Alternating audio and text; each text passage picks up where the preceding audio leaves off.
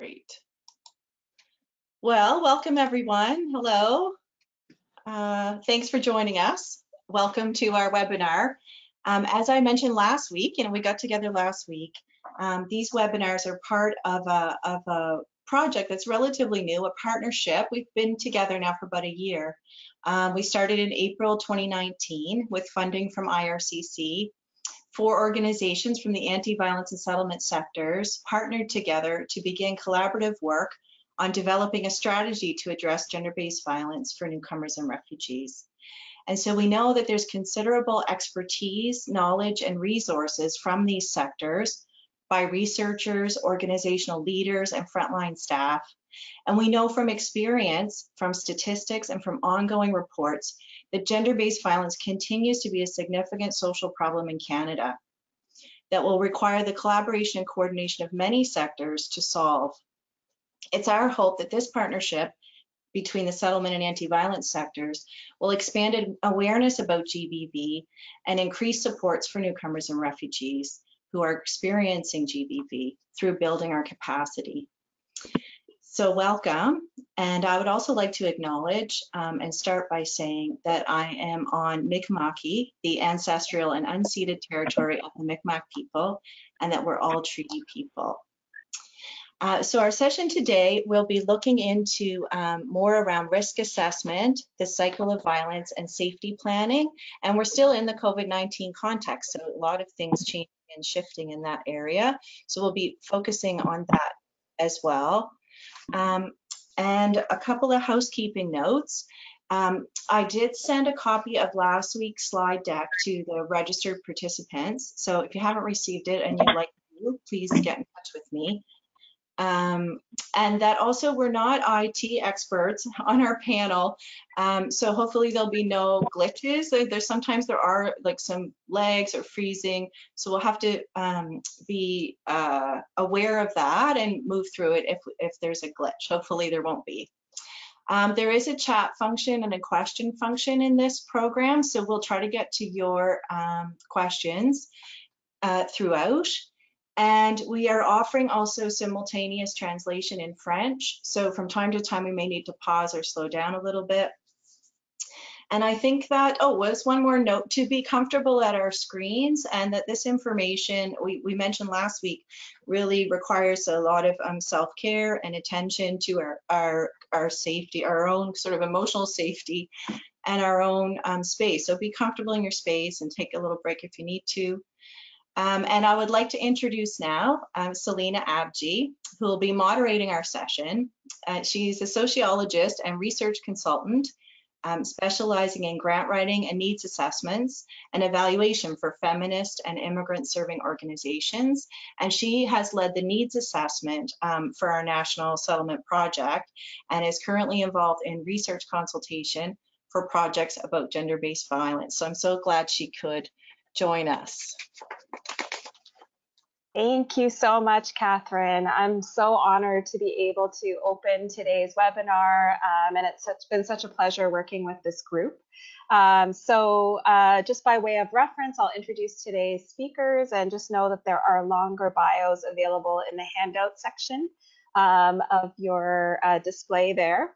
But for now, I will feel free to hold up your hands when I introduce your name. But we're very delighted today to have Lauren Barker, who is a social change agent at the Elmwood Community Resource Center, coming in live from Winnipeg with us today. You just heard from Catherine Bates-Kahn, who is situated in Halifax and is the manager of Gender-Based Violence Prevention Project at the YMCA of Greater Hamilton in Dartmouth, the Center for Immigrant Programs. We're also delighted to have Margarita Pinton-Perez, who is a senior coordinator for the Initiative to End Gender-Based Violence at OCASI, which is the Ontario Council of Agencies Serving Immigrants. And she's coming to us live from Toronto, actually probably about 15 minutes away from where I am today. So welcome, Margarita. And then finally, we have Erin Whitmore, who is the Executive Director of the Ending Violence Association of Canada. And Erin is coming to us from Ottawa today. So thanks to all of our speakers. And so we will turn now to our learning objectives for today. So by the end of this webinar, all of our participants who are coming live from all over Canada, and we've got a full webinar today, so welcome everybody. We're going to start by explaining what safety planning and risk assessment are and why they're important. We will identify, or our participants will be able to identify key considerations when doing safety planning and risk assessment with newcomer, immigrant, and refugee clients using an anti-oppressive and culturally safe approach. Also, by the end of this webinar, participants will be able to reflect on how COVID-19 is impacting safety planning and risk assessment for newcomer, immigrant, and or refugee clients. And by the end, our participants will also know how to find additional training and resources for frontline workers on this issue. So really, our objectives are to speak to workers who are fairly new to this topic, and it's intended to be a little bit more introductory in that respect. And then in terms of the agenda for today's webinar, so we thought, since this is the second out of a 2 webinar series, we thought we would start with just a very quick review of some of the key concepts that we discussed in webinar 1. And knowing that you can always reference the webinar 1 recording if you want to kind of refresh or delve more deeply into those. Then we'll spend the first kind of half of the webinar on introducing risk assessment, what it is, key considerations, before moving to the second half on safety planning, again, what it is, and key considerations when doing safety planning. And then again, we'll wrap up with some additional resources and training. Great.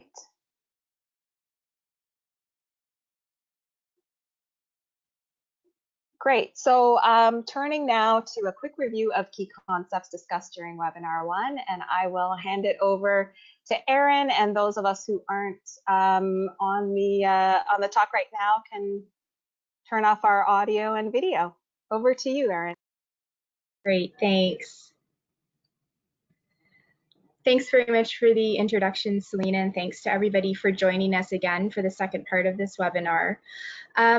So just to do a bit of a brief review of some of the concepts that we introduced related to gender-based violence. So we started out just by recognizing that people tuning into this webinar series may have varying levels of experience and expertise working with individuals who are maybe experiencing gender-based violence. And so we started off last week by providing some introductory comments about the definition of gender-based violence, as well as some of the various forms of gender-based violence. And so maybe we can just move to the next slide.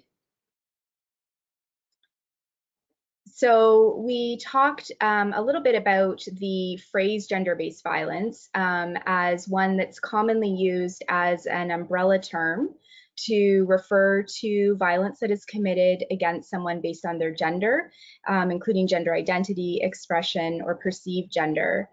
But we also talked a little bit about how the terminology and language used to describe what's often called gender-based violence has evolved over time.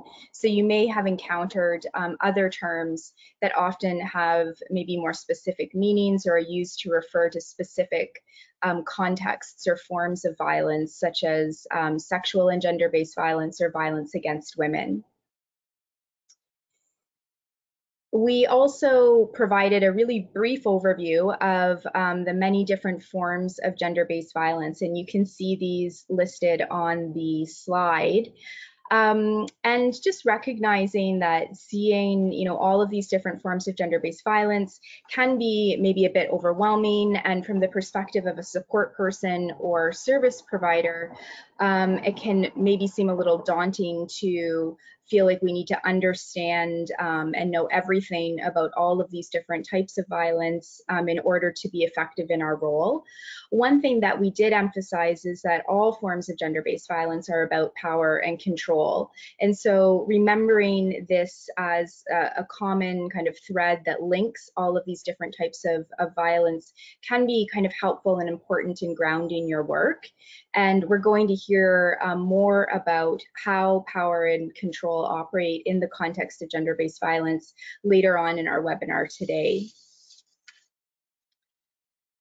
So in addition to talking generally about gender-based violence, we also talked about how the COVID-19 pandemic is creating unique risks for violence. So some of the requirements to physically distance, to isolate at home, some of the challenges related to job loss or financial insecurity are all factors that may be intensifying the stress and pressures that can lead someone to act out violently. We also talked a bit about how many of the strategies that someone who is living in a violent situation might normally use to seek support or create safety may be a lot more difficult to access, or maybe more difficult to practice because of the current conditions. We also made a point of kind of emphasizing that when we're talking about the relationship between COVID-19 and gender-based violence, we want to be careful not to suggest that COVID-19 itself is responsible for violence, but rather to be clear that individuals who choose to act out or take advantage of the conditions that are created by this pandemic to commit violence are really the ones that are responsible for that violence.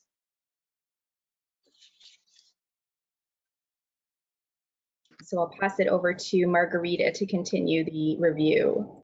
Thank you, Erin. We also last week were able to provide a refresher on some key terms. So what you're seeing here on this slide was we went over some of the key kind of terminology and categories. We were referring to permanent resident, refugee, persons without status, or non-status person. And so what we emphasized last week was that these terms refer to different categories and pathways that are created for people to enter, reside, visit, work, and study in Canada. So we emphasized last week because a lot of people might be familiar with the terms, but what we tried to focus on was thinking about the piece around status and thinking about what that means, and knowing that in our work, being sensitive to those categories, because it means and it identifies maybe a different social location. It makes us think, so their immigration status matters because it might have something to do with access to services, for example, who is eligible for services. So we know that matters a lot in our work. And at the same time, we know that different pathways and entering in Canada as well, in these social locations that we can identify, can also ultimately result in unequal access, for example, to power, to services, to resources. So those are really important things to keep in mind, especially when we're thinking in the context of gender-based violence. So that being said, we were focusing a little bit when we thought about status. We were thinking, okay, so if there exists this immigration status and it creates perhaps a different social location, what are some of those social locations and contexts that we're referring to? And when we're thinking about who is eligible for services, or perhaps barriers that people might meet when it comes to services, we can go to the next slide. We were thinking in particular about some of these in terms of keeping in mind isolation, racism, language and cultural barriers, economic dependence, so lack, for example, of the knowledge around the community resources that are available, fear of stigma from the community. So this is all related and has a relationship when we're thinking about immigration status, and in particular, something to keep in mind when we're thinking about gender-based violence. So moving along, what we did from there was we introduced some key approaches. And in particular, we were able to flow from thinking around immigration status, thinking about gender, thinking about gender-based violence, to think, okay, so what are some of the approaches, or what are some of the lenses that are available out there, the frameworks that are available for us to keep all of this in mind in our work and in our practice? So, and that's a very important piece, because as mentioned earlier, gender-based violence may not be unique to any community, and rather it affects all communities. But when you keep in mind something like immigration status, when you keep in mind other social locations, what it does is it allows you to think about the different relationships we may have, the different kinds of intensity or impact of gender-based violence. And this is where these frameworks are so helpful for us to really to consider this. because it kind of challenges this idea that it impacts us all in the same way. So it's not oppositional to that idea. Instead, it really is trying to emphasize relationships. This is where intersectionality came in, and in particular allowed us to think about an intersection of gender, thinking about race, thinking about immigration status, thinking about class, and so how all of that might shape a different relationship to gender-based violence, how that might impact or influence the ways in which we're able to access services, and what might be available to us. In addition to using that kind of intersectional lens, we then offered some frameworks to think about in our practice. So if our world is kind of in this space with these social contexts, and we're speaking to more structural sides of violence, what are some ways that we can approach the work that makes us think about that critically and makes us reflect and also apply that in practice? So we talked about anti-oppression frameworks, we talked about anti-racism, we also talked about trauma and violence-informed approaches, and cultural humility and cultural safety approaches. So keeping in mind very much that it's about being client-focused, client-centered, and these are some of the approaches that we were able to expand on last week. If you need to go back and have a refresher, thankfully there's a recording, and I know that Catherine has been sharing that, and there's other ways to still be able to access the recording, so just reach out. Thank you.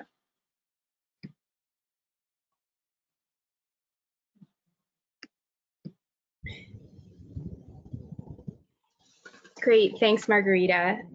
So in addition to addressing some of the key definitions and concepts, in our webinar last week, we also started to talk about some of the practical tips and strategies that may be useful to you in your work. And in particular, we provided some tips about knowing how to respond, making referrals, what to do in a crisis, some of the unique considerations to keep in mind during COVID-19, and we also touched briefly on engaging men and boys. So we tackled quite a bit in that first webinar.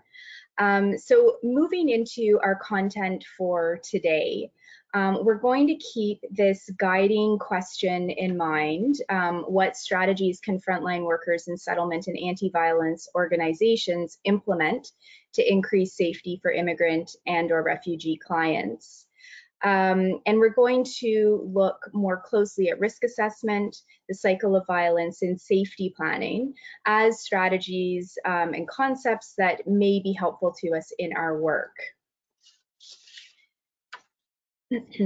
So we'll start by taking a look at what we mean by risk assessment and identifying some of the resources that may be helpful for conducting risk assessment related to gender-based violence when working with immigrant and refugee communities. So we can go to the next slide. So I do want to begin just by emphasizing that risk assessment, as it's understood and used in the context of gender-based violence, is a process that has been widely researched and for which there exists a lot of complex information and training, especially related to specific risk assessment instruments, as they're called.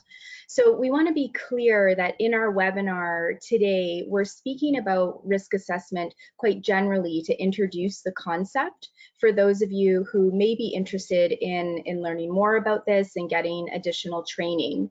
But we're not claiming to provide sort of in-depth training on conducting risk assessment as it applies to the use of some of the specific risk assessment tools that are out there. That being said, we do think it's an important thing to know about, or to know about risk assessment, because it is a tool that can save lives, and there are factors that, if identified, can be important in preventing violence. So we did want to provide that introduction today. So what is risk assessment? So much like it sounds, risk assessment involves evaluating the level of risk for violence. Some risk assessment can focus on the offender or the person who may be using violence, while other risk assessment focuses on the person who is experiencing or at risk of experiencing violence and working with that person to identify strategies for assessing the risk of violence and hopefully preventing or minimizing that risk. So the purpose of risk assessment will kind of inform exactly what the process might look like, but in general, risk assessment involves some process of identifying, assessing, and estimating risk as this relates to the likelihood of violence, as well as the nature or degree of that violence. So we're going to look more closely and unpack this a bit as we talk today.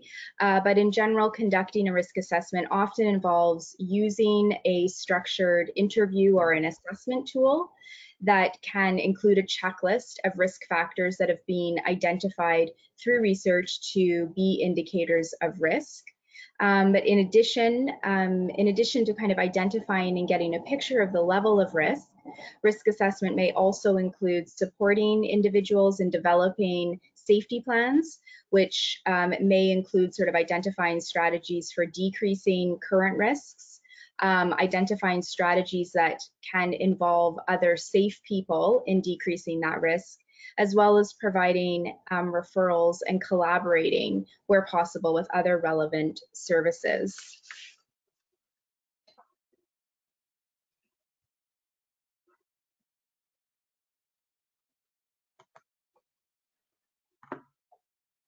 Great.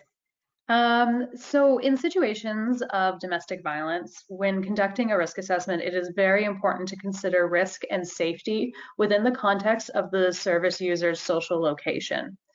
Service users' race, culture, immigration, refugee status, ability, socioeconomic status, sexuality, gender, age interact on multiple and simultaneous levels to shape each individual's experience as well as their own level of risk. Immigrant and refugee victims face a number of systemic barriers which place them at higher risks for experiencing and escaping domestic violence. Immigrant and newcomer women in particular are more vulnerable to domestic violence due to economic dependency, language barriers, lack of knowledge about community resources. They also face unique forms of violence, whether that be a partner threatening to use violence, threatening to use violence and threatening to report and for deportation. There's also legal concerns where we've seen women flee with their children back to their home countries only to have that then be charged with child abduction. So being very aware that there are some particular nuances when addressing the risk that's involved with the immigrant and refugee population.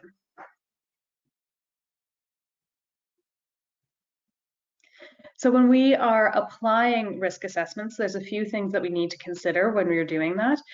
First, that is, as I mentioned, a culturally sensitive approach that considers those multiple layers and systemic barriers that are impacting someone.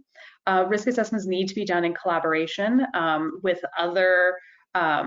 others, whether that be religious leaders, healthcare workers, social service providers, if possible. Sometimes this is not always the case and we do not always have access, but if you're able to, we really encourage that collaborating even within your own agency and working together, it can be very helpful in these situations to help and work through some of those nuances.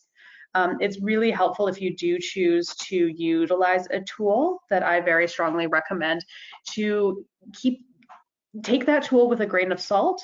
The challenge with risk assessment tools is that typically the assessor will get stuck in a fixed set of factors and ignore some of the case-specific factors that should also be considered and are very important when doing a risk assessment. Many tools are not developed from a cultural lens and do not have that ability to understand that and recognize that.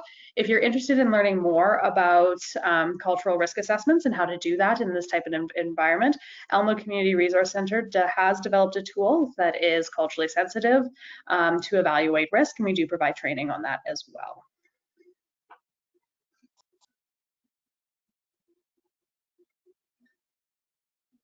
Thanks, Lauren. Thanks very much. I'm going to talk a little bit now about settlement work. So my experience is as a settlement worker here in Halifax, and so for many years I've worked at YMCA Immigrant Services supporting newcomer families, children, and youth. And like many frontline staff, I have been the recipient of disclosures from time to time. And so I had to reach out to other organizations to find out more about how clients could benefit and to develop networks of support. So with clients, I think one of the most important lessons that I've learned is to keep having conversations, to keep offering information at different points of the programming and of their settlement process, because things don't always stick the first time around, and offering information on gender-based violence issues, following up on how people are doing in their lives, in their family relationships, and with health and wellness builds trust in a practical way. So in my role as a settlement worker, I did not deal with crisis every day, but when I did, I needed basic information and knowledge about how to promote safety, offer support, and to make referrals based on what the client wants and the services available in the community.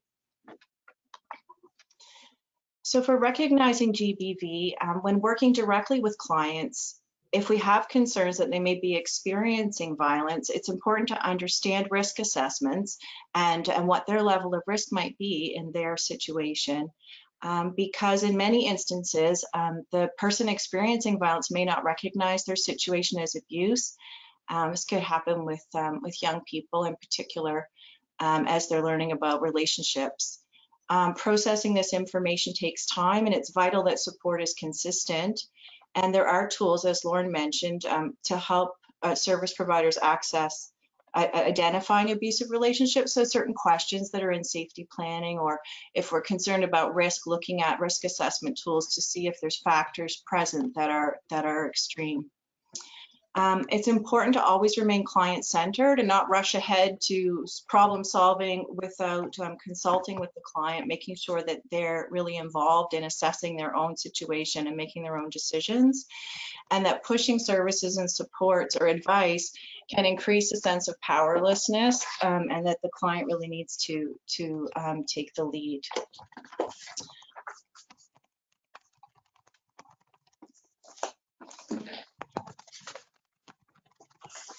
So the next slide, I turn it over to Margarita to talk about what some of the warning signs of abusive behavior, and also this wonderful program called Neighbors, Friends, and Families that OCASI leads with immigrant and refugee communities. Great. Thank you, Catherine.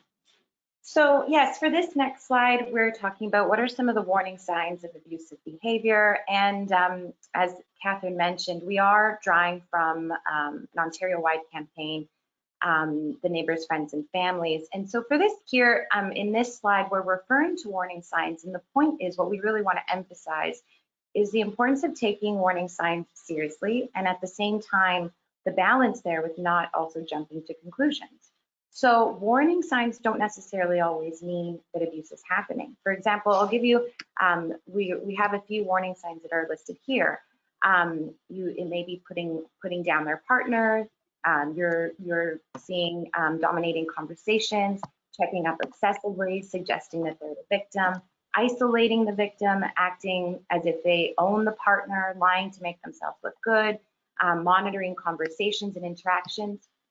So again, with that reminder that warning signs don't necessarily always mean that abuse is happening, but it is about flagging it. It's about understanding and having some attention on these kinds of behaviors if they're present, right? So, and also what we have in this slide and what we share is a little bit about some of the kind of workplace warning signs, because this campaign was also developed in a way of expanding kind of the way that our community responds, or expanding the role of different people, for example, community members or a colleague, friends, people from faith-based groups as well. So we're thinking about some signs, warning signs that you might observe. And in this case, when we're thinking about the workplace, it could be if the individual is absent or late due to conflict at home, repeatedly contacting their partner during work, bullying others at work, blaming others, denying problems in general, maybe acting defensively when challenged and not able to take criticism, acting superior to others in home, controlling current or past partners' activities. So we're seeing how those can be abusive behaviors, and those are also warning signs.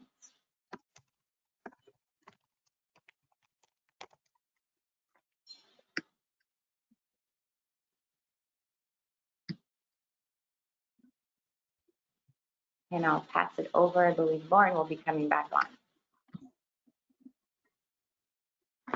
Perfect. Thank you, Margarita. So it's really important when we're conducting a risk assessment or taking a look at a situation is that we understand the cycle of violence and recognize that domestic violence is not an isolated individual event, but rather a cycle of behavior that is used to control and manipulate a victim. The cycle of violence, the cycle of abuse theory, was developed by Dr. Leonore Walker in 1979, which has been commonly used to explain the pattern of behavior in abusive relationships. Often, and part of the reason why we're speaking about this is a common question that people will be asked is, why don't individuals just leave these relationships? And often for victims, it is very difficult to break out of this cycle of violence, and it can be very challenging, complex, and fatal. According to the Domestic Violence Death Review Committee, they found that 81% of the reviewed cases of domestic homicide, the couples were either separating or in the process of separating. And this shows that victims are most vulnerable and at risk for death when they have left or plan to leave the abuser. Domestic violence results from power and control dynamics. As such, perpetrators often resort to extreme forms of violence in an effort to restore the power that was taken away from them when their partner attempts to leave a relationship. When assessing risk, it's important to understand that there's always going to be a risk for death, even if the service user doesn't feel that their partner would never resort to murder, but being very aware that that is a definite possibility, and which is why we conduct these risk assessments and why we take a look at these. So the cycle of abuse is made up of 3 distinct phases, which include tension building, acute violence, and reconciliation or honeymoon. In this phase, when it comes to tension building, there's a gradual escalation of tension between the victim and the perpetrator, typically over common issues that we may have in any sort of relationship, whether that be around money, child rearing, employment, whatever it may be. Victims will often feel the need to concede or appease their partner, and they will often describe it as feeling like they're walking on eggshells. This phase can last anywhere from a few hours to a few months. However, the longer it lasts, the more inevitable it feels like there's going to be an explosion. The explosion, or the acute violence, is the phase that is characterized by an outburst or some sort of violence, or the abuse happens. During this phase, the perpetrator attempts to regain control and dominate their partner by using violence, threats, degradation, those types of things. Then we move on to the reconciliation or honeymoon phase. In this phase, the aggressor usually asks for forgiveness. There's lots of promises, hugs and kisses, flower buying, gifts, sweet talks, those types of things. And typically, this is also called the honeymoon phase. Over time, though, this honeymoon phase or reconciliation phase does tend to gradually become smaller and smaller and will erode over time. It's important to remember that what will happen is that that phase will erode over time and victims will go from tension building straight into acute violence, back up to tension building. It's very easy, and when people often reach out for help is right after the acute violence. So it can be very helpful if you're working with someone that has reached out after acute violence to walk them through what this cycle of violence looks like and what this control looks like. So then that way they're aware and prepared for what may happen and be prepared for the idea of the hugs and kisses and promises that are coming, but that does not excuse the behavior, and being very aware of that. Next slide.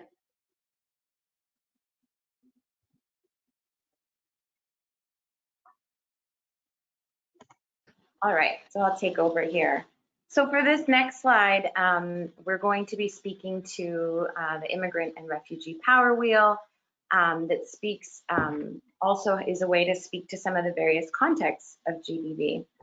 And so when we're thinking about gender-based violence, it's also important to think about the context. So we're thinking that it is experienced in a context of additional oppressions that can be based on immigration and refugee status, race, ethnicity, age, the type of labor performed, access and levels to education, class, ability, disability, and sexual orientation, to give some examples.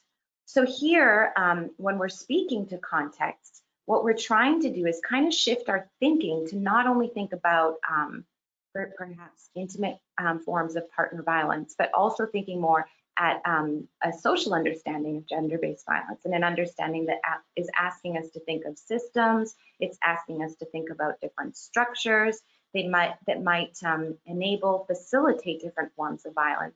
And that, again, kind of grounded back in this thinking of intersectionality, requires us to think about how these might intersect. So how people might be in a different social location, so then that might impact the intensity, the expressions of gender-based violence as well. So this is an excellent power wheel that we encourage people to look at further. You can see it in a report that was developed by the Battered Women's Support Services, titled Empowering Non-Status Refugee and Immigrant Women Who Experience Violence. And in particular, when we're thinking about the context, it'll be that outer circle that you can see here that we're referring to. So we're thinking more about systems. So here it's about that kind of context around immigration, the criminal justice system, child protection, social systems, social services. So it's a lot to think about, and there's a lot of information and scholarship that exists out there to think about this context. But more than anything, it's about grounding our understanding and to think about it from a systemic and a structural side. Next slide, please. All right, so that is a lot of information. And I also want to now talk a little bit about where we can find further information for people, for example, that are in our community that want to help in one way or want to learn more when we're raising awareness. So if we think about this, a good place to start is the Neighbors, Friends, and Families campaign, which is a campaign that was developed to raise awareness around the signs of violence against women. So those who are close to women at risk or an abusive man can help. So the Neighbors, Friends, and Families campaign really represents a significant shift in the approach to ending women abuse. And the reasons why, and you'll be able to find more information about this online, but the reason why it represents this shift is because it starts to engage with people, and this is coming from their resources, it starts to engage with people and everyday relationships that help to keep women and their children safe. So keeping in mind, and this is actually maybe something that's helpful to think about when you're receiving all of this new, for some maybe new information, or when we're receiving all of this information around different approaches and lenses, is that it's important to understand that it's not about being a hero or fixing the situation. It's about caring about people. It's about paying attention to some of these warning signs and the trouble, and trying to find the resources to help us respond appropriately, and how much that can make a big difference. So what they stress in this campaign too, and it is that the little things count. So the Neighbors, Friends, and Families campaign, again, it's research-led here in Ontario, and it's operating right now in a campaign with over 150 different communities. And currently, the Neighbors, Friends, and Families campaign has been adapted to be culturally appropriate for a number of communities in Ontario. And at the OCASI, Ontario Council of Agencies Serving Immigrants, they're also responsible for the Immigrant and Refugee campaign. So the idea here again, it's kind of that no matter what sector you work in, you can find resources here to provide support. And it's about really recognizing more of the community, the social side of violence, and in turn recognizing that we play an important role in the steps to address gender-based violence.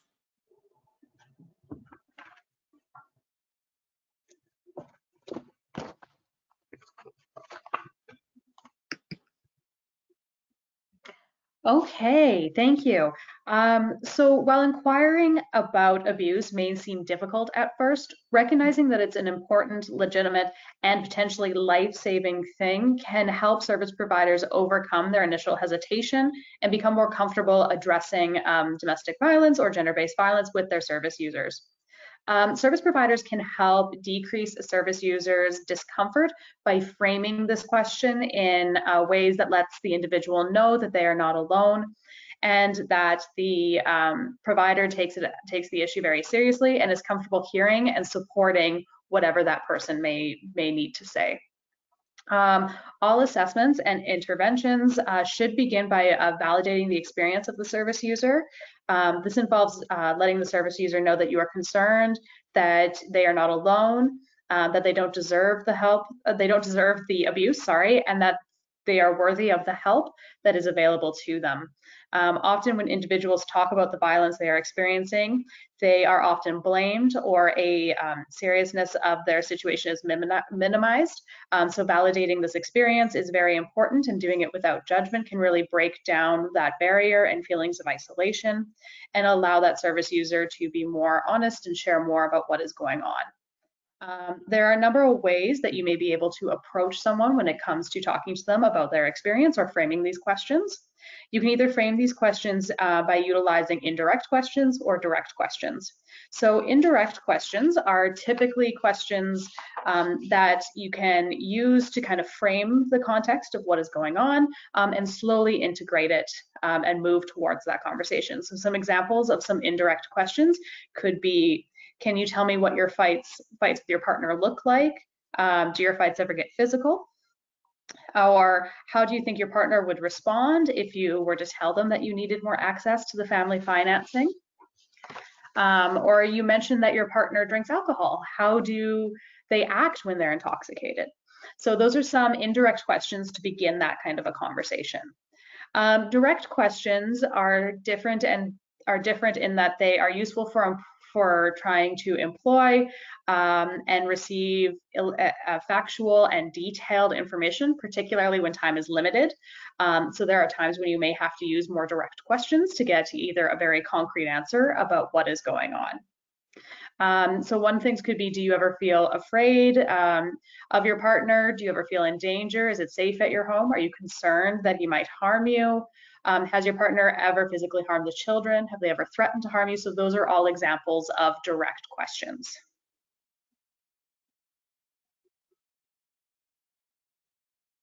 So we can move to the next slide. Thank you. So there are some things we're going to discuss that you may want to avoid or ways to help. It's really important to note that in order to survive, individuals in abusive relationships have already developed a number of strategies to keep themselves safe. It's therefore important to establish what the individual has already done to ensure their safety, and to validate as well as build on these skills that they're already using. So to recognize that they're already doing something. Part of the struggle, as I had mentioned earlier, is that lots of victims face victim blaming and are shamed for their behavior and for remaining in that relationship.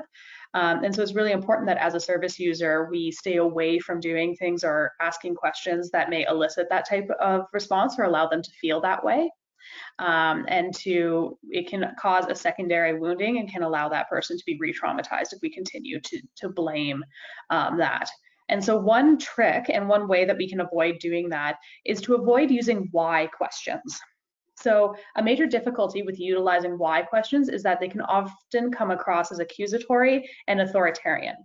So it suggests that people have to account for their actions and behaviors, which they may not be able to do, they may not want to do, and thus it introduces a more confrontational tone during your relationship and during your engagement with the service user, without this necessarily being intended. One trick and one way you can avoid why questions is instead utilize a what question. And I can promise you that any question in the world, you can change from a why question into a what question. So for example, one example would be, so why haven't you left the relationship? You can change that into what's causing you to want to stay. So there's a slightly more gentleness in regards to that, and that can be a way to avoid victim blaming and making judgmental statements without meaning to. We can move, yep, thank you. So we discussed this last time, but I do like to just reaffirm it. If you do come across someone that is experiencing a crisis, there are a number of steps that you can take. Always check with that service user to determine whether they are in a state where they feel that they need emergency support, whether that be police, fire, ambulance, whatever it may be. We do have to respect that as long as there are no children involved, then we are not able to intervene with police unless there is a likelihood of death. Typically within the next 24 to 48 hours is what most crisis centers focus around. So they'll get the same response if they call a crisis center. So being very aware of that, as we had mentioned earlier, the reason for this is because when a woman is leaving, it is actually an increase of danger for them. And so we don't want to involve police and then escalate the situation unless that's going to be helpful at that moment. Of course, if your service user says, can you call police for me? Do it.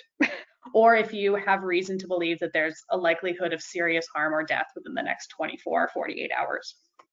As I mentioned before, convincing them to leave isn't always best, and we talked about this in the previous webinar, but it's important to recognize that we do not want to take that position as an abuser, because abuse is all about power and control, and so ultimately if we're convincing people to leave and trying to make that decision for them, then we are taking on that role, and we are continuing to further that oppression. So really our best way is to support people getting out of these relationships is actually to support whatever decision they make until they are ready to leave.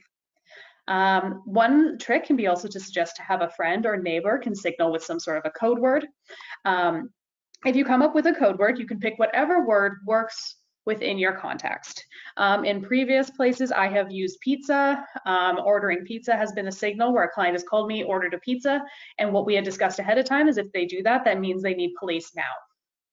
And so working on those types of ways can be a good way of indicating that without the abuser being aware of what is happening or what is going on. It doesn't necessarily have to be an in danger when they need to call police. They could also use a code word for, hey, can you call, I need you to call my sister and tell her that I need her to come get me, right? So you and your service user can discuss what that needs to be between the two of you. The other big one that I hammer home is have a to-go bag ready. Even if a service user is decided that they want to stay in the relationship, it's always good to have a to-go bag with some important documents, medication, children's toys, those types of things, just in case the fight gets out of hand and they need to just get out for a night or for a week, or they decide they want to leave. So just to have that and hide that somewhere. So one thing that's happening in the context of COVID and the signal that's being happened is lots of people have fear when it comes to reaching out online, that they will be leaving a digital footprint. So one trick that's coming across is utilizing the signal here to indicate that they, as their code word, which does not leave a digital footprint. Again, you can discuss this with your service user as an option, and again, decide what utilizing that and what the outcome could be. Again, typically when people are doing it, it's to access police or they're in immediate danger and they need help right away. But again, whatever works best for your service user and their situation, because it is different.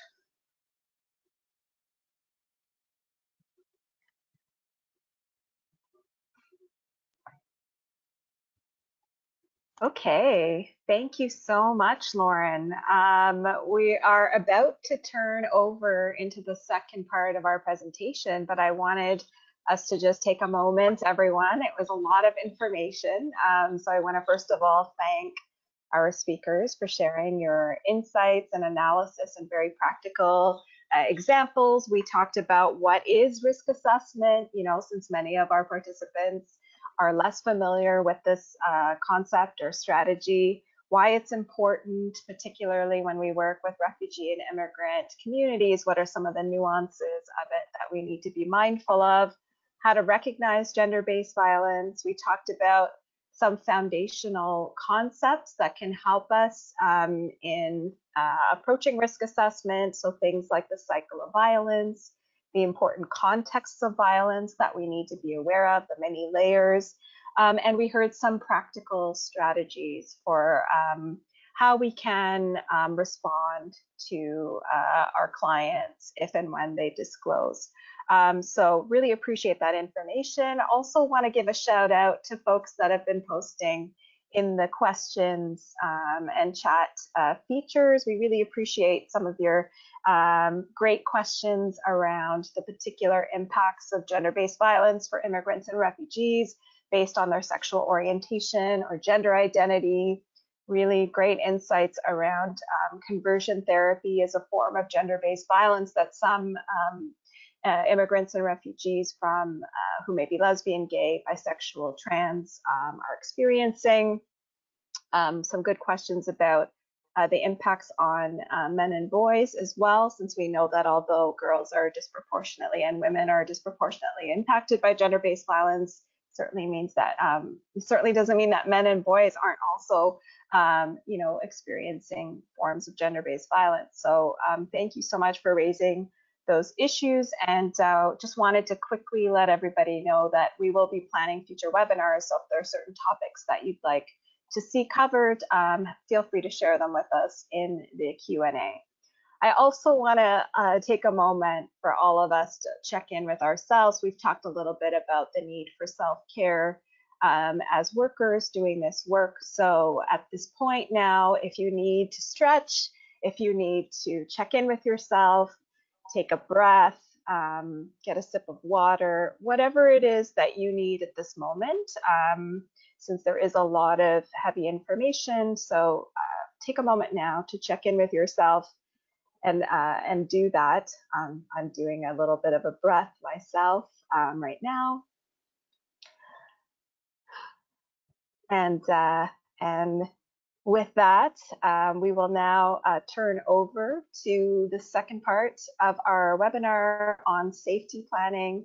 And I again will turn it over to Erin, who's going to start by just kind of grounding us in some definitions of what we mean by safety planning. Thanks, Erin. Great, thanks so much for that, Selena, and that review. So as Selena said, we're going to shift our discussion now and focus on safety planning. And we'll just start by talking about what it is we mean by safety planning. So in the context of gender-based violence response, safety planning is a practice of working with someone who may be at risk of violence or who is experiencing violence to support them in identifying strategies or really developing a plan that they can follow to increase their safety in a violent or potentially violent situation. So safety plans can look different, obviously, depending on the particular situation. And it is important that safety plans do reflect the unique circumstances of an individual who is facing risk.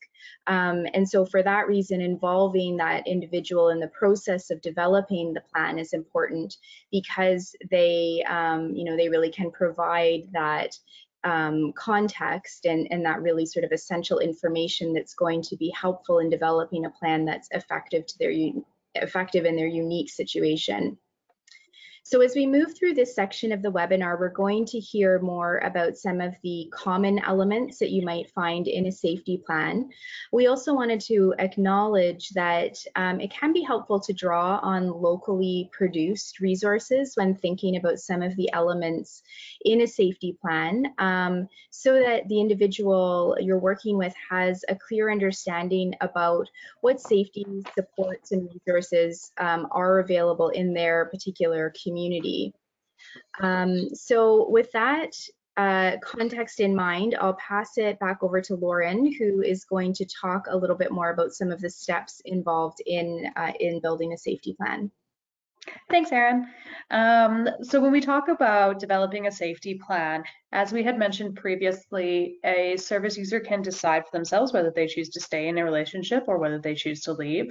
Regardless of whatever decision that they end up making, you can provide and work collaboratively with that service user to develop a safety plan in any context. I'm going to break it down a little bit to different elements. So one will be a safety plan to consider while living with the abusive partner, an emotional safety plan, a safety plan for leaving the relationship, and then a safety plan for after leaving the relationship. So regardless of the reasons that individuals choose to stay in a relationship, a damaging or violent relationship, a safety plan can be developed in order to help and support them. There are several elements to a safety plan that we need to think about or to consider. It's important, so if someone is deciding to stay, you can start by discussing with that service user what has worked in the past to keep them safe or to minimize injury during emergencies. Ask if they will call police if the individual becomes violent, or at what stage they would be comfortable doing that. Are they able, as we discussed before, to signal to a neighbor that they're in need of danger or in need of support? Can they teach their children to call police if necessary? And it's good to also look at safe areas in the home. We know with the situation of COVID-19, it may be challenging for our service users to pick up and go over to a friend or family's house. So are there safe areas within their home that they can escape to, doors that can be locked, those types of things, if the violence begins to occur. We look at also things like encouraging service users not to wear any jewelry or scarves, anything around their necks that could prevent them, which it can be very difficult when it comes to immigrant newcomer communities with regards to hijabs and things like that, but just to be aware that that's there and could be used as a weapon. So to keep that in mind, and I encourage everyone, wear what makes you feel comfortable, but be mindful. Is there a way that you can bend your head down? So if someone is attacking you, you go down in this way. So then that way they're coming from the back, not from the front where that throat part is right there. So those are some ways, as well as looking at creating that to-go bag and ways to protect yourself within the home. An emotional safety plan is regardless of whether someone stays or goes, it's taking care of that emotional aspect of ourselves. So encouraging the service users to engage in self-care activities or having that be part of your daily activities, regardless. Sometimes taking care of ourselves doesn't seem as important when we're just trying to survive, but it can really help us survive if we're able to focus on some of those self-care things. Seeking out any supportive people that you may be able to, reconnecting with friends. Lots of times people will pull away in these types of relationships, so being mindful that that is there, and practicing in self-compassion and being kind to ourselves and trying to manage our goals and work towards it. When it comes to leaving a relationship, we definitely stress that having items hidden that they can access for when they are ready to go is important. Never take original copies if you can, because that will indicate to the abuser that you are leaving if they start to notice those things start going missing. So if you can take copies of things like birth certificates, identifications, important papers, marriage license, car titles, those types of things, any protective orders or divorce papers, have those hidden away, medication, phone numbers, important places to reach you, clothing, comfort items, an extra set of keys, so then that way you're able to get back in if you need to collect things, an extra book, bank books, credit cards, whatever you're able to. We have had one client that actually would put money in her shoe in the bottom underneath the sole as a way of storing and keeping up the money, because she knew that her partner would never go there. So little tricks like that can be helpful when you're planning on leaving a relationship, and then reaching out and figuring out where can you go when you've left the relationship. So deciding where you can go after you leave a relationship and encouraging the service user to choose a location that the perpetrator won't consider or expect. So for example, you know, if he knows your sister's your best friend, and that's the first place he's going to go and look for you, for example. So that can be one trick. Encouraging the service user to change their work hours or to change their route for driving, to have them contact the child's schools and remove the abuser from the list of authorities, or let the school know what's happening and that he or she does not have access to the children at this point. Encouraging the service user to shop at different stores, to change up their routines in that way, and rescheduling appointments. And I always encourage that if someone has decided to leave, to have the conversation and provide support after and checking in with them. It can be very difficult and very lonely after you've left a relationship. And as a result, it can be more tempting to return, especially if it's new and dating seems scary. So engaging in those conversations with our clients, talking about what that's like for them and how they're feeling after they've left. And so to keep that motivation going and to keep them moving forward and taking care of themselves.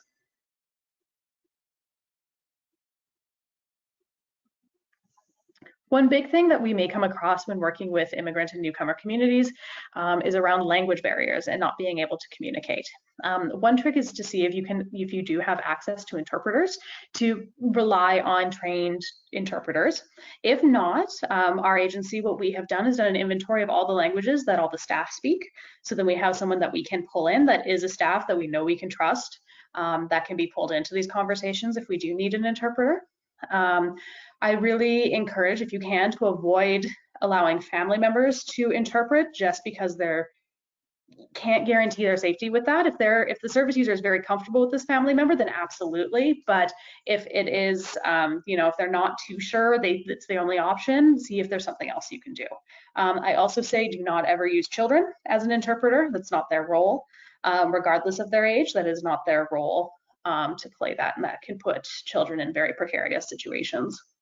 The other thing that we've done as well is use pictures. There's Pictionary games and things like that that you can use as part of that they use in language classes and things of that nature. And so you can actually use those types of materials to communicate back and forth in doing this and providing providing services in that way.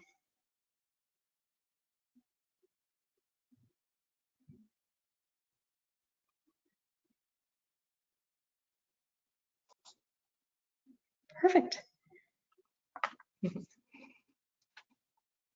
Hi, Lauren. Thanks a lot. All that information about safety planning with your experience is so valuable. Really appreciate it. So we're turning now to the last part of our presentation, and this is something that we pointed out last time, that making effective referrals is really important, and it's been a theme in this webinar too, that we can't go it alone. We need to know about services within our own organization, and having conversations about GBV with our own staff teams is something that's really inspiring and can really help with a network of support. And then also outside of our own organizations, I know in my experience here, there's a community committee that's made up of all sorts of different professionals who do risk assessment and safety planning and who work with different communities. So it's really important to make effective referrals. As we mentioned last week, we engage with clients in many different ways and different touch points around health, education, justice, housing, transportation. And that's why it's so important for us to be knowledgeable about services in our community, and even better to develop collaborative relationships with colleagues in those different sectors so that we can make appropriate referrals. Touching back to Lauren's discussion about safety planning, you may need to explain more about what to expect and to help clients connect with their consent. Making a proactive referral involves contacting an individual at the referral agency, the place that we're referring them to, and developing a personal connection to speed up the process and to facilitate the welcoming of the client. And also, in the case of COVID-19, we need to make sure that safe transportation is arranged, or that there's some sort of teleworking involved. We need to make sure that the client's comfortable with the referral.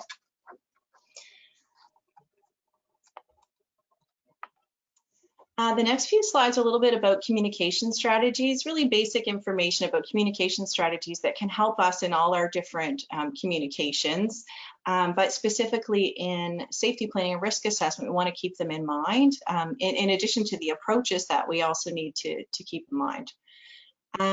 So often the work we do involves complex and intercultural relationship building, and we need to have clear, respectful, effective communication, especially now when meetings are being held on the phone or by video call or other mobile applications. We really need to be able to listen and use different questioning techniques that are going to build trust.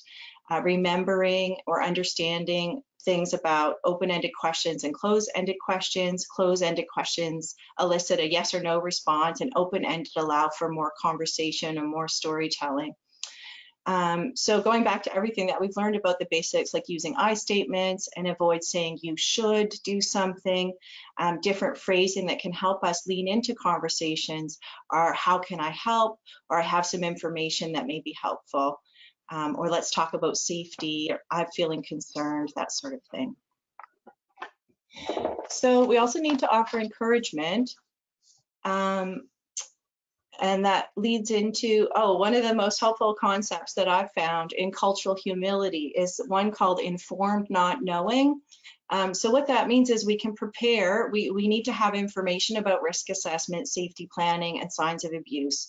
We can know about who or which demographics are at risk, and we can have a global understanding, some knowledge about different countries, customs, and cultures, but we can't know about what the individual's experience is unless we develop a relationship of trust and build our understanding of this specific person. So it's important to remember that every person's situation is unique, to use a non-judgmental approach, and to be patient, to understand that if someone chooses to leave a gender-based violence situation, it can take a long time.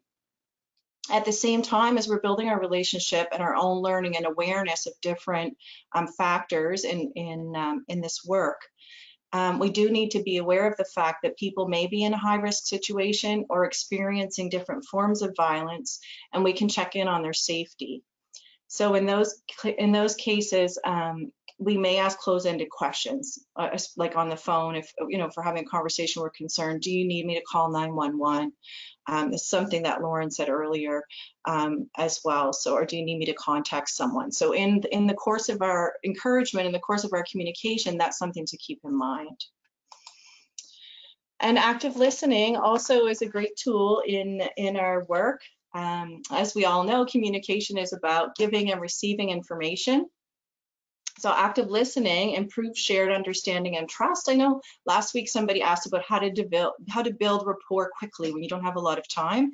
And one of the ways to do that is to be empathetic and to respond to the other person and clarify what you think their meaning is, what their emotion is, and letting them know that you hear them and you appreciate what they're saying and that you understand what they're meaning by it. In addition to that, responsive listening is to be fully present and attentive, and it's a real skill to learn how to take pauses and breaks and listen for silence.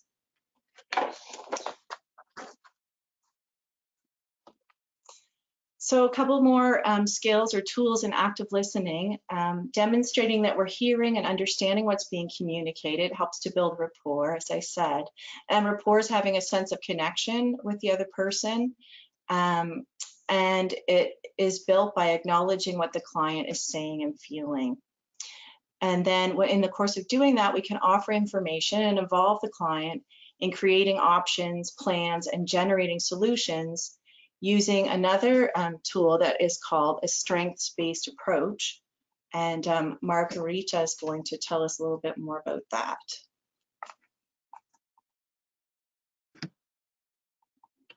Thanks, Catherine. Okay, great. So I am going to speak a little bit more to this strength-based approach. And strength-based approaches are actually cornerstone of social work and social service training and practice. What it really does is it provides a pathway to delivering services that are grounded in the experience of the person. And I think it's a great starting point when we're thinking of engaging. And actually, Catherine just listed out some really great methods as well that you would find in a strength-based approach. But really, when we think about a strength-based approach, let's think about how do we leverage people's self-determination and their strengths. It's really a way of seeing our clients and service users as resourceful and resilient. And what I really like about this approach is that it really encourages us to think about the person in their social context. So you're thinking about that person as a whole person and thinking about the different contexts that may impact them. So I know I've been speaking to that a lot a little bit earlier, but to give some examples, it's also a way of thinking about it as an empowerment approach, right? So thinking about ways in which you can promote choice and empowerment. This can mean engaging and supporting service users in all of the plans of service delivery. So thinking about ways that really adequately respond to the needs that they've identified themselves. So speaking to that piece around self-determination. And it's just thinking also about how much we as in our role are part of the power dynamics, right? So a strength-based approach allows us to kind of to disrupt some of that in a way of promoting choice and empowerment. So we give here some examples when we're thinking about it through this kind of client-driven approach. So we can think a little bit about if we're in the context of gender-based violence, there might be some survival questions that you're asking given what you've gone through in your life. What has helped you through this? We can think about questions that are related to support. So what people have given you special understanding, support, or guidance. Possibility questions, so giving us a little bit around the thinking about hopes and visions and aspirations. Esteem questions, so focusing on their strengths and esteem as well, thinking like when people say good things about you, what are they likely to say? And exception questions are an example here. So when things are going well in your life, what was different? So if we go on thinking still around this piece around social context, if we go on to the next slide, please, we can think a little bit as well around being an ally. And so just to this piece around being an ally and the empowerment approach that we just mentioned really does echo some of the approaches and frameworks that we referred to last week at last week's webinar. But I'm just going to touch on it here. In particular, what we're thinking about is that the social context, the different types of oppression that might be present, requires us to kind of think about violence in a different way, to think about how, from an intersectional lens, your social location, maybe influencing and shape the different forms of violence. So thinking about it from that note, it's offering us to think about violence from a social domain. And so what does that mean for us? Because we live in this social world, we're socialized in this social world, right? We're not exempt from this. So when you're becoming an ally, it's really about challenging and breaking these oppressions in your practice. So if you think about it from a certain perspective, which might think of violence from more of an individual lens, this is encouraging us when we're thinking about being an ally in a gender-based violence lens to think about it at that social level, that structural level, to understand the roots of violence in our society, which means it's far more complex, far more wide-reaching, but it is a way that we can still put it into practice. So when we're thinking about this, we're talking about gender-based violence from a more structural and historical approach, and we're doing a lot of work that means unlearning. So thinking about other sources of gender-based violence. And what does this mean for us? When we think about being an ally, there's an element of unlearning. So we're thinking critically, we're reflecting, and then understanding that this is part of that anti-oppression work. This is part of an empowerment approach as well for our own work. So being an ally is a way of understanding that we can change our institutions and our cultural practices through collective organization and action. It's a way of thinking as well, right? So for example, as counselors who are working with people from different cultural backgrounds, an example might be being aware of their own cultural origins, traditions, and beliefs, the process that enables them to understand also the role of culture in their own lives. So being flexible, this means learning, being open to learning about different cultures, being sensitive to certain needs. And it's about also this piece around the culturally aware staff. So attempting to understand the worldview of culturally different clients without making judgments can be an example of that. Respecting and appreciating a worldview is another example about it. But what I really want to emphasize here, it's about understanding how we are all socialized into this. So it does require an element of unlearning in order for us to apply more of an anti-oppression and an empowerment approach.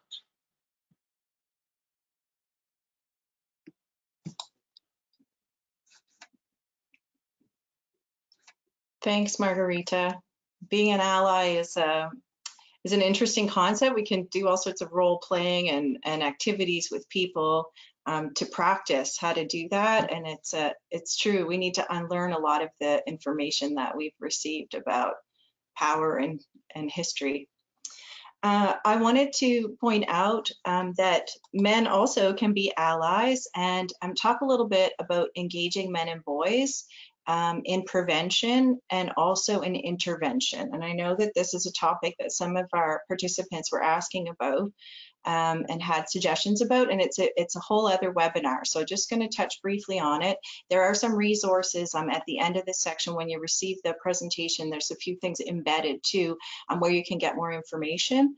So men and boys can also be allies in violence prevention. There's a lot of programs and services engaging young people in particular in reflecting and thinking critically about gender and about equality and about different social justice issues. And we have the good fortune of having one of those here at our YMCA in Halifax. And there's many other settlement organizations that do particularly work with young men who are youth who are interested in violence prevention, healthy relationships, and that kind of thing.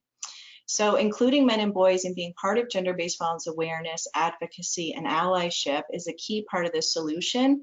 And there's many innovative programs for engaging newcomer men and boys and exploring their identities. So different activities around critical thinking, media literacy, social messages that they receive about masculinity. And also this can be done in girls programming too, to talk about like images of beauty, for example, and different messages that girls and guys get here in Canada from the media, from advertising. There's a whole field of feminist work in that area. There are also interventions with men who have used violence at many of our settlement organizations, and there's sources of information about working with men and boys in the resource section. And the other thing to point out is that globally, men can be victims of violence, and in the case of working with refugee men in particular, they may have experienced violence related to war. So we need to be sensitive to that as well, even though the main perpetrators of violence are men. So it can be very complex and something to look into further. And there are some resources at the end of the presentation. So there's many different programs and services in communities across Canada working with newcomers, immigrants, and refugees, and supporting families and supporting different members of families, different gender-based programming.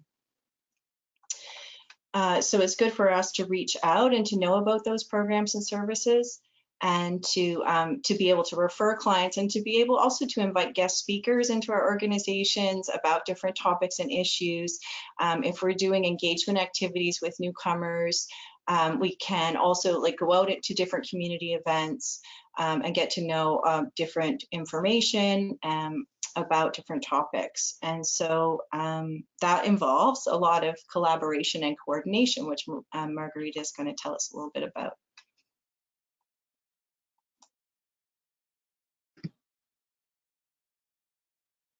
Hi there. Thanks, Catherine. So yes, I'm going to speak a little bit to collaboration and coordination among service providers, and in particular in this time in the context of COVID-19, this is so important. I was recently reading some research that indicated that during other public health crises, service providers very much relied in the frontline field as well. It provided a lot on, and we're relying a lot, sorry, on informal partnerships. And they noted that they felt more secure with having a plan in place. And so it's a way of coordinating efforts. It's a way of coordinating resources across agencies, across sectors. And so this is a really important piece. And kind of going back to something that was mentioned earlier, when we were talking about the Neighbors, Friends, and Families campaign, this piece around engaging in everyday relationships to help keep women and their children safe, and thinking about how it's not necessarily about being a hero or fixing the situation, but ensuring that we have more of a network, that we're looking at this as community responses and more of public response to violence. So in that, thinking about that, the importance of having different people in partnerships, I mean, this project and this presentation here is a great example of a collaboration, that kind of meaningful collaboration, and bringing people and experts from different areas and community members as well. So when we think about that in particular, we're thinking about how you may be able to develop more of a plan and a coordination among different actors. And also maybe in the case for COVID-19, we know there's a lot of information, there's many things that are changing, but knowing or having someone who knows where the resources online are, that can be maybe sharing kind of a media scan, for example, those kinds of things can be very helpful during this kind of time. And we also know that in particular that when families are affected by domestic violence, they're often involved in multiple systems and agencies. So again, this kind of partnership, this kind of collaboration is important for those reasons as well. And it can be helpful if we're thinking in terms of the information that can be shared or working towards a certain kind of goal. So collaboration is definitely a key piece when we're thinking about addressing gender-based violence. And I think that we can share maybe some more information on that in different kinds of pathways and some resources that have been developed in Ontario as well.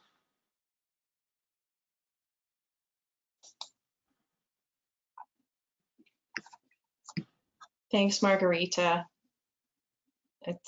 Our project is a good example of collaboration and coordination, getting to know each other and working together and learning about all the work of your amazing organizations. So we're coming up to the last couple of minutes here. I'm in charge of wrapping up and offering thank yous and gratitude to the presenters and participants today.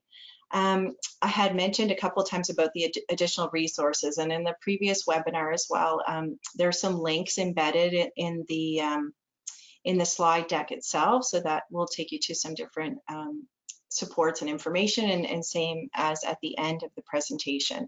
So want to point out that I know we've covered a lot of information, and a little bit about the resources, that if there's not an immediate emergency or a crisis, then it could be a good time to prepare and gather information about GBV resources in the community, and to reach out to different crisis lines and community services and find out what's available.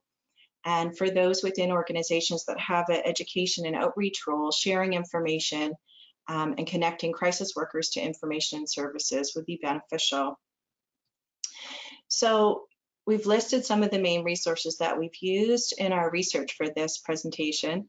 But each of the topics we covered has many more layers of information, obviously, than what we could do in a 90-minute webinar. Our main focus today was to look at safety planning and risk assessment, the cycle of violence, and different forms of violence that people can be experiencing. So it was an overview of GBV awareness and safety, especially in the COVID-19 context that we're all experiencing, and that it's impacting different communities in different ways. So with that being said, I want to also point out that ways to connect with us. We are starting a group on the national network called settlenet.org. And one of the activities of our project is to establish a champion network of staff, particularly interested in being engaged in this topic and maybe finding out more about our project and being involved in the activities of our project. So we're just getting started in designing this aspect, but if you're interested in this topic and in joining us, or either offering more information about it, learning more about it, which usually it's both things that happen, then you're welcome to join us there at the staff network on GBV is what it's called at the moment. And finally, want to say some thank yous to the people that were involved in this presentation. And to wrap it up, I think, did I point out that it's my contact on the email, so feel free to contact me as well, Catherine. And as our partnership group continues to work together, we'll provide updates on opportunities for being involved. And it's really important to keep the conversation going. And we know there's other projects underway. It's a real movement in Canada towards this topic, and really amazing women leaders involved in different projects that are very impactful and inspiring. So getting to know about different resources and research and leaders in the field is really it's a great time to do that. So I'd like to thank Selena for moderating, to bringing her warmth and groundedness to the session. And also my colleagues here today, Aaron and Lauren and Margarita, thanks so much for all your work and your contributions, your experiences and knowledge. And we also have a leadership team in our partnership project that includes Deb Tomlinson, the CEO of the Association of Alberta Sexual Assault Services, Nina Kondo, the Executive Director of the Elmwood Community Resource Center and the CISA-ACSE representative, and Sajideh Sahara, the Senior Manager of Professional Development and Training at OCASI, and Tracy Porteous, the Executive Director of the Ending Violence Association of BC. So thank you to them for their leadership and their participation in the partnership of the project. Also would like to thank IRCC for your support as we work on this settlement sector strategy in partnership with the anti-violence sector. And for the participants who've joined us today, thank you so much for your work in diverse communities with people who are new to Canada and helping them to be aware of gender-based violence, among all the other things that they need to be aware of, to bridge with services in their new communities and supporting them if there is a crisis. And also want to say that I hope that everybody has a good weekend. I think that we finished a little bit early, about 5 minutes. I'm not sure if there's any final questions. If we didn't get to your question, you can certainly send it along to me, but maybe we can see everybody. Hello. Are there any final questions that we'd like to answer? Or? I think we've been answering the questions in the question box. There may be a few that were just posted that we haven't gotten to, but I think what we can do and what I've been saying that we're planning on doing as well is to follow up with a summary of some of the questions with some of our responses to go along with the slides and the recording. Sure. Okay. If that works, Catherine. Yeah, that sounds great. Well, thanks a lot. Thanks so much, everyone, for joining us this afternoon, and have a great weekend. Enjoy your extra 5 minutes, everybody. Yay! Bye. Thank you for having us. Yeah. Thanks for joining. Bye.